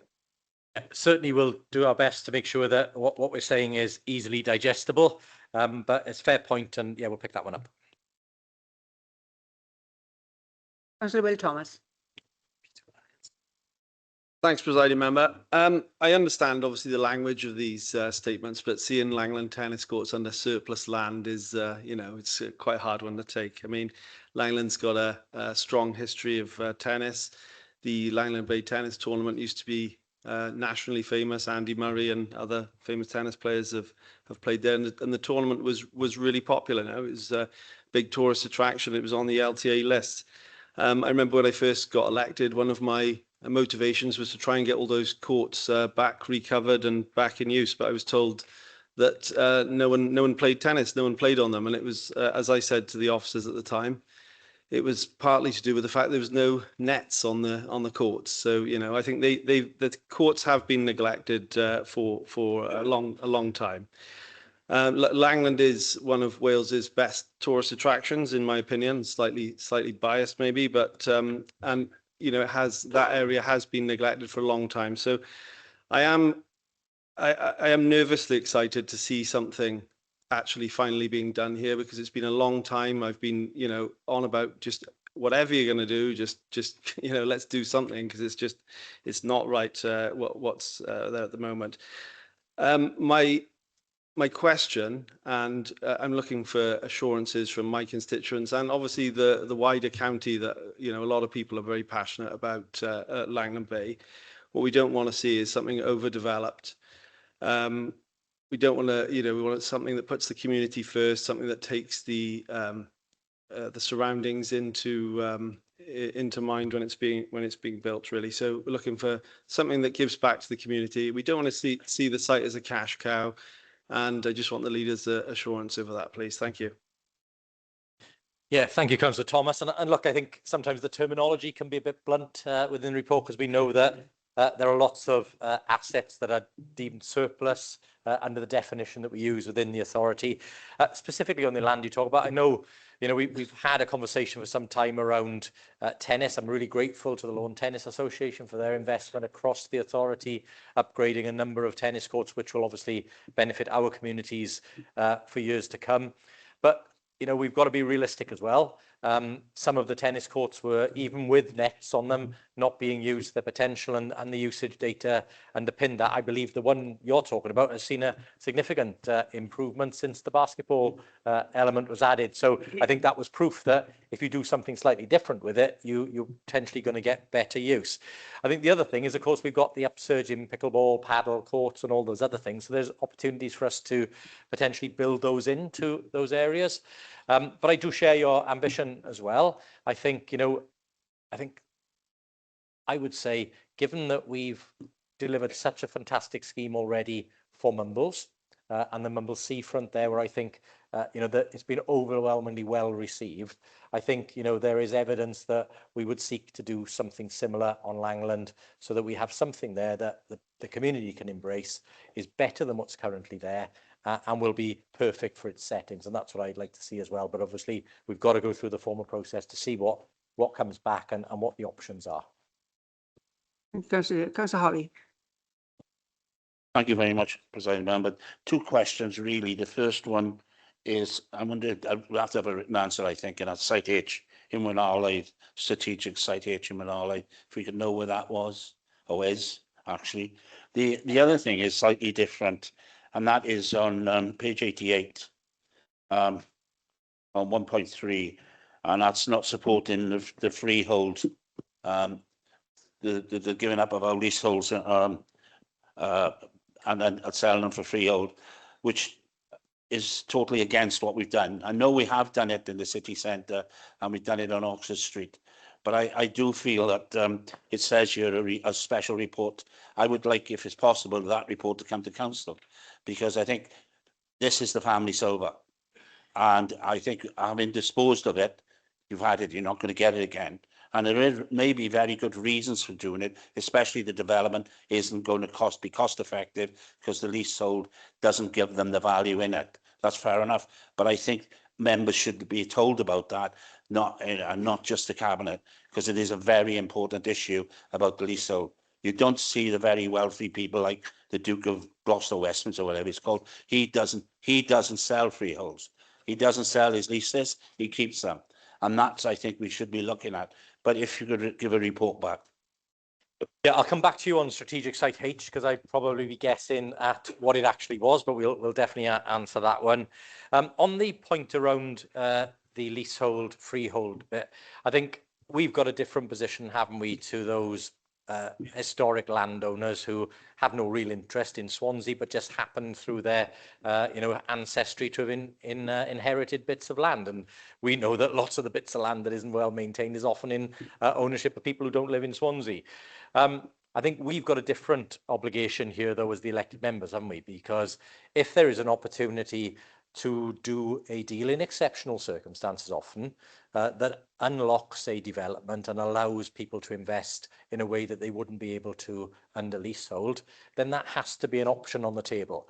And I think that's the difference in policy here, is to say previously we probably wouldn't have entertained it even if it was the only way to unlock the development. And I think it's just having that in the armory of things we can consider. But I absolutely agree. I think our default position is, we hold on to it if we can, and because we want to retain land, superior landlord rights and all those other things. But there may be examples where, providing a leasehold sale is what we do. Other than that, you'll know that we often give very long leases to allow something similar to a freehold to occur with 125 years or more. So, yeah, absolutely take the point. Councillor Rice. Leader, thank you for the report. There are a few things I just wanted to pick up in there.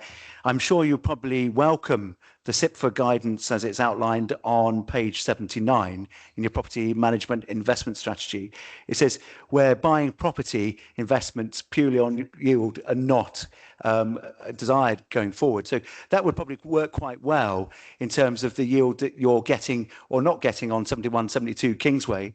Look, you're presently not getting on Debenhams, as it still remains empty, and also what is intended with the St David's public sector hub office complex as well. So there wouldn't be a great investment yield on those, I wouldn't have thought. So you probably welcome that.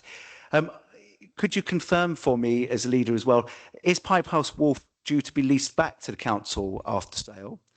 And the other area that I think would be of great interest is Kilvey Hill. I see that you've said it's a renowned operator that's going to be looking after this international destination. The same renowned operators which were called reckless and incompetent and highly careless by the Queenstown courts just before Christmas time, and those who led to a fine when they pleaded guilty of 130,000 New Zealand dollars to one of the current directors of Skyline. So I'm sure we can pick up some more of that later. And finally, I'd like to say about the asset management plan as well is that I noted that there was some mention of schools in there, but I'm sure that the asset management plan and your capital programme will get moving in about 18 months' time.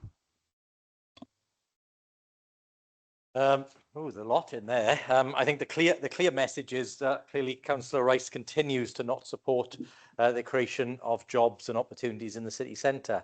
I think just picking on a few of the items he's referenced, I mean, there are already 400 people now based at 71, 72 Kingsway. There are further announcements this week.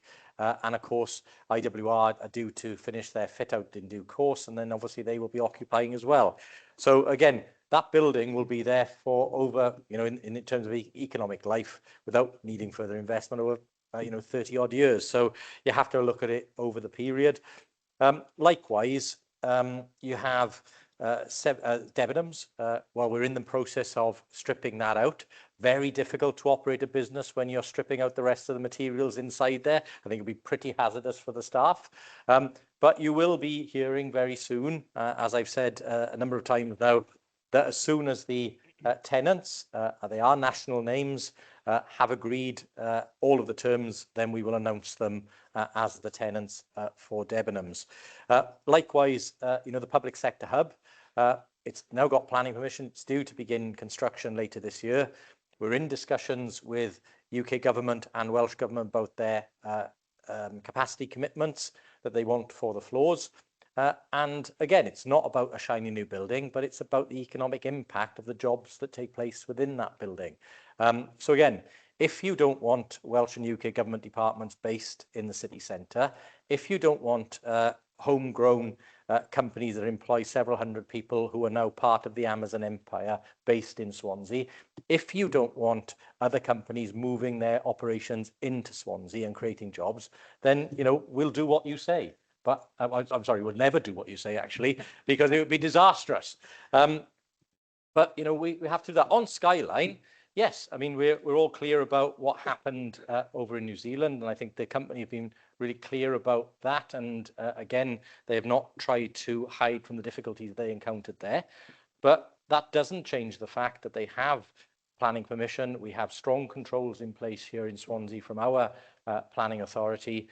The company are currently in the early stages of clearing some of the shrub in line with the previous NRW plan and the plans that have been agreed. And of course, in a few years' time, we hope to see that construction complete and the facility open, with nearly 500,000 visitors coming to Swansea every year, spending money in Swansea, enjoying time here, and hopefully not just doing Skyline, but taking a trip to the arena, possibly the new aquarium, which will be open by then, hopefully, and a number of other things in the city. I just do not get the political position, economic position, or the local position that says, don't do any of this. It's not what our city needs. We don't need employment. We don't need investment in our city. I just think it's reckless. And I don't understand who you think is attracted to that argument, because I've got to say, travelling the city centre in recent days, talking to people, they're bowled over by what we've done in Estover. The people working in 71, 72 Kingsway are really happy to be there. And they are the people, even, who then go to M&S, who go to other stores, who go to our local shops and cafes, spend money there because they're working in the city centre. And they do some unplanned spend. I mean, I used to work in Oldway Centre. It cost me a fortune because every time you go out for lunch, you'd end up buying stuff you never thought you needed. And that's what happens when you're in the city centre. And that's, you know, it brings life and vibrancy. So it'd be no surprise to you, Councillor Rice, I don't agree with you. I don't agree with your conclusions. And we're going to continue to deliver the same. And just on the capital programme, I think you've got to remember that each year is always a slow burn to the first part of the year in terms of capital reporting. We do anticipate that improving as we get to third and fourth quarter. And of course, you've got to remember our capital programme is one of the biggest in Wales. So it is a massive investment that is happening in our city, and quite rightly.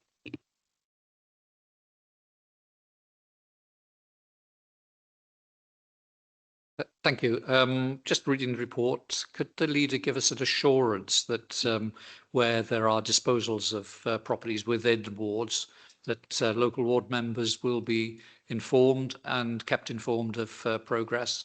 And the other one, which was a minor point, is if you look at page 76, third bullet point down, do the public realm enhancements come with a change of name? It might be more appropriate, but.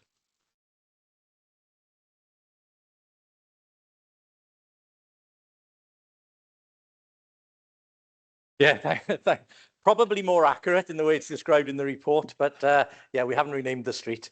No, look, I think it's always good practice to make sure ward members are informed when there are disposals in their ward, especially if it's a major disposal.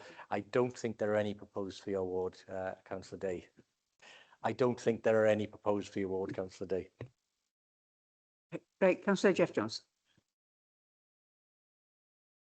Thank you, Presiding Member. Thank you to the leader for the report. Quite interesting, actually. You mentioned in the report that the council takes a commercial approach to the portfolio. On page 71, it states that the approach generates 8.5 million annual income towards the revenue budget, with costs of 5.5 million. Can you clarify if these are the total type of costs included in this commercial approach? Are they limited to that? Sorry, I don't think I quite understood the question there, Councillor Jones. Could you add a bit more detail into the question, just so I understand exactly what you're asking? Well, it actually mentions two parts there. The costs actually of 5.5 million. There's revenue costs of 2.7 million and capital costs of 3.2 million, which are costs against, you know, the income. Are they actually limited to that? Because it doesn't actually mention with regards to borrowings that we've actually made and so on against property. Are they included, or are they included further down the line? I'm not clear what you're asking. Maybe if you want to provide that question in writing, I will do my best to decipher it and answer it. I think I can't see the direct link from your question into the borrowing question, because this is talking about income in the city centre. So by all means, Councillor Jones, I'm not trying to avoid the question, but I don't understand the context of the question you're asking. Okay, will do. I wonder if I could help out a bit. We invest, we buy property and we buy services and what have you to invest in, and we have a return on that investment. I think what Councillor Jones is asking is that there's a cost of running that investment, and is the cost of running that investment taken off the final figure. So if we buy assets or anything of 8.5 million, is there 2 million or 2.5 million taken off the cost of running that of that asset, and we left with a total profit of 5 million, which goes into the general fund? So I'm guessing there will be a mix of business cases that apply to holdings that we have. I don't have the detail on every single one of them to hand. So again, so as not to mislead, I won't answer that this evening, but what I will do is seek to try and answer that question in terms of, I'm not convinced that every arrangement is the same, is what I'm saying. So there may be variations in there. So again, I will try and get you the full answer on that. Councillor Black. On that. I think on page 71, it actually explains really what the breakdown of the revenue and capital is. Is it restricted to that information that's actually put there? So clarify. As I say, Councillor Jones, I'll get you the answer. Apologies, Councillor Black, it's your turn. Thank you, Chair. Can I just return to the paragraph which Councillor Mary Jones highlighted on Appendix C 1.1, where we're suggesting that we've changed our strategy. I can't read this. So basically saying that we're now going to be encouraging leaseholders to buy the leases and as a peppercorn and give them a peppercorn rent. Now, as you know, the council owns a large number of leases, particularly in the city centre. The city centre ones are mostly short-term leases, and we get a substantial revenue from those leaseholds as well. So the question really is, if we're now saying that people who hold leases with us should be renewing those leases at a premium, and we will give them a peppercorn rent. Is this a new strategy to try to generate capital receipts? And if so, what is the impact going to be on the revenue stream which we get from those leasehold properties? And to what extent are we being proactive in doing that, or are we just sitting back and doing it as and when people come for the leases to be renewed? Again, I think there will be variations on this, but I think what this is alluding to is the fact that we know that people will be locked into leases that may be of a higher value, that were set in a different time when the high street was a different place. What this allows is for re-gearing of those leases. We do that all the time. I think the Jeff Bacon's team will do that. And again, it's on a case-by-case basis. Sometimes we'll be asked by people who have bought or are planning to buy property in the city centre, whether there is an opportunity to restructure that lease in order to make the development viable. So again, it's a horses for courses. Sometimes we will agree to that, sometimes we won't. It'll depend on the nature of the ask and what we're doing. Because again, we have in the past had people buy properties fully knowing the costs and then trying to renegotiate them afterwards. Well, again, I think in the past we've taken quite a strong line on that. But this is about saying, let's take sensible decisions together so that it unlocks investment and allows people potentially to regenerate some of the sites that otherwise wouldn't be viable. So is that a proactive policy, or are we waiting for them to come to us? And have we done any calculations of the impact on the revenue streams as a result of that policy? So I believe it's more a reactive policy than a proactive policy, because again, it will be on request from people. And yes, of course, the property team will look at their budget in terms of what that will do to their overall income. But again, you've got to set that against the fact that, for instance, if you were to re-gear a block, but that block is sitting empty, you are not going to get the sorts of income that you would otherwise realise. So by redeveloping it, you may actually increase your income, albeit at a lower annual amount coming in, because you're not getting anything on an undeveloped block in that respect. Yeah. Councillor O'Connor. Thank you. Obviously, the Mumbles front, I'm sure everyone will agree, is looking fantastic. And the reassurance that you said to Councillor Thomas of something to that level and community sports space, also good to hear. I understand that short-term accommodation is one of the things that is being considered on the site. So I think, can we have any kind of reassurance or protection to stop in the future it having a change of use and becoming residential in the future? In other words, to sort of basically safeguard that. Sorry, Councillor, there was a bit of coughing. I didn't quite catch the middle bit. So I just want to say, which site were you referring to? Sorry. Sorry, Langland Tennis Courts. Apologies. Right, Langland Tennis Courts. I will need to take advice on that one. I don't know whether we can lawfully lock it down in the way that you might be suggesting. But again, there may be, obviously, if it's developed in a considerative way, then there may well be that, well, obviously, if something new is there, it's going to be very unlikely that it's then rechanged. But of course, the viability of what's put there will be part of the test. So again, we wouldn't be supportive of something that didn't think it could be viable longer term, and that should be part of the analysis, I would have thought. The last one, Councillor White, please. Yes, yes, thank you, Chair. Yeah, in regards to page 71, I think, what Councillor Jones has referred to, it clearly states the breakdown of the 5.5 by revenue and capital is with regards to maintenance.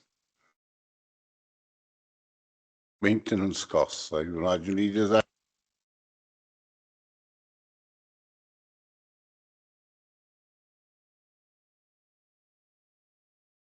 I think it's page 71, number 15.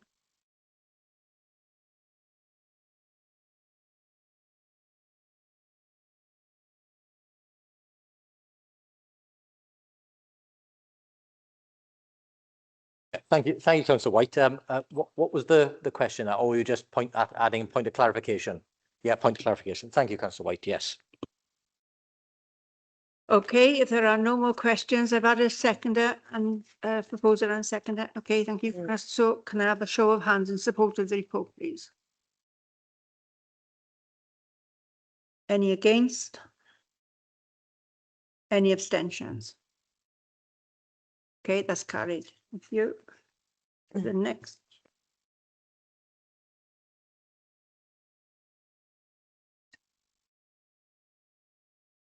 Okay, the next item is the dispensation for councillor leave of absence for councillor Kelly Roberts. Please, can I call on Lucy? Thank you. Thank you. I'd also like to congratulate Councillor Kelly Roberts on the birth of her daughter, Billy Elizabeth Roberts. I have nothing further to add to the report. Thank you.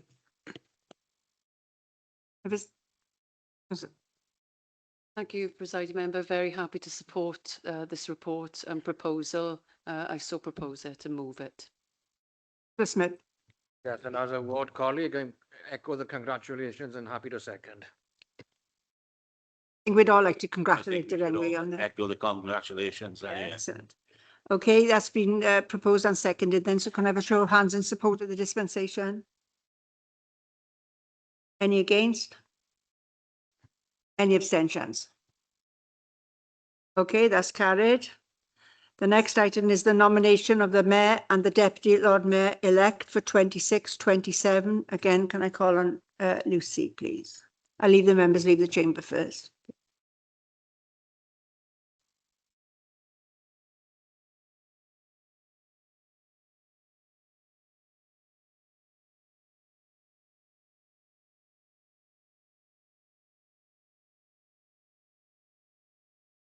Thank you. The report is supported by the group leaders and their deputies. It is in line with the council protocol. I have nothing further to add to the report. Can I second it, please? Very happy to move the report, Presiding Member, and support the proposed nominees. Okay, thank you. Councillor Holly. Thank you. Okay. Been moved and seconded. Can I have a show of hands in support of the names, please? Anybody against? Any abstentions? Okay, that's carried. Can we call them back in, please?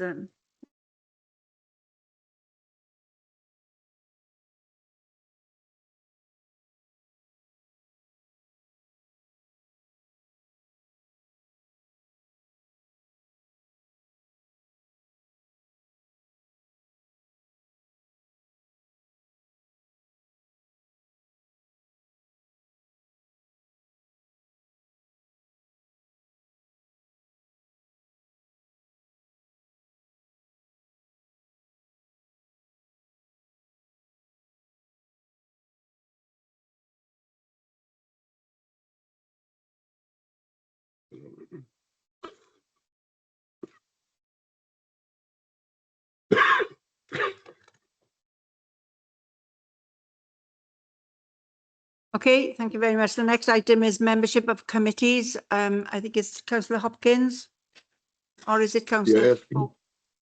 Oh, thanks, Presiding Member. Happy to move the names submitted on page 108. Can I have somebody to second? Thank you. Happy to second. Okay, so again, can I have a show of hands in support, please? Any against? Any abstentions? Okay, that's carried. We're coming up to 7 o'clock. Do you want to break before I go to councillors' questions, or do you want me to carry on as you are? Do you want to have 10 minutes break? Okay, I'll give you 10 minutes then, and then we'll resume. Okay.